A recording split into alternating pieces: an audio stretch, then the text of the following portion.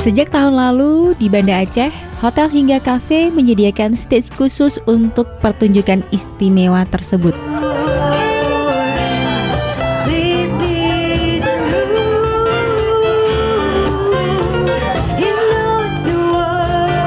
Tren pertunjukan live music mulai menggeliat.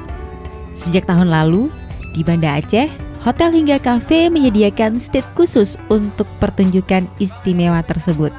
Buat kamu penikmat musik, acara Kongko Kongko pun dijamin jadi tambah asik. Di sisi lain, fenomena ini membuat keberadaan band semakin menjamur. Wira Violin and Friends, band yang terbentuk 2010 ini mengusung aliran pop jazz.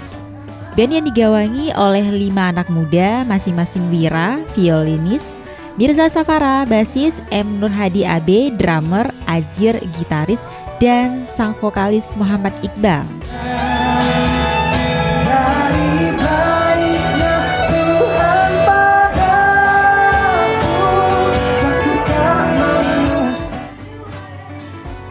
Halo Sobat Milenial, kami dari Wira Violin and Friends.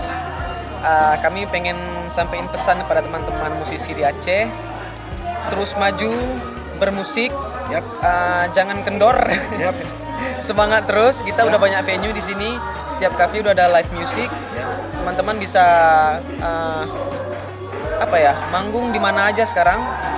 Tinggal pergi aja ke kafe-kafe yang udah tersebar di Banda Aceh. Hotel-hotel juga bisa. Pokoknya terus maju, berkarya, tetap merdeka, tetap semangat. Ada lagi Amuba, band yang terbentuk dari pecahan band lain.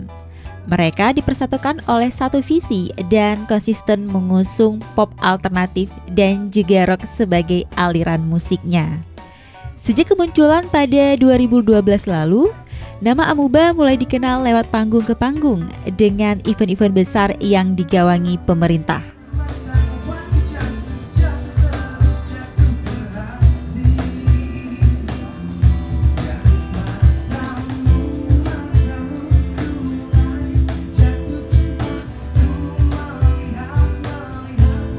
Motivasi manggung, selain manggung di event besar, kita juga manggung di kafe-kafe, sebab kita juga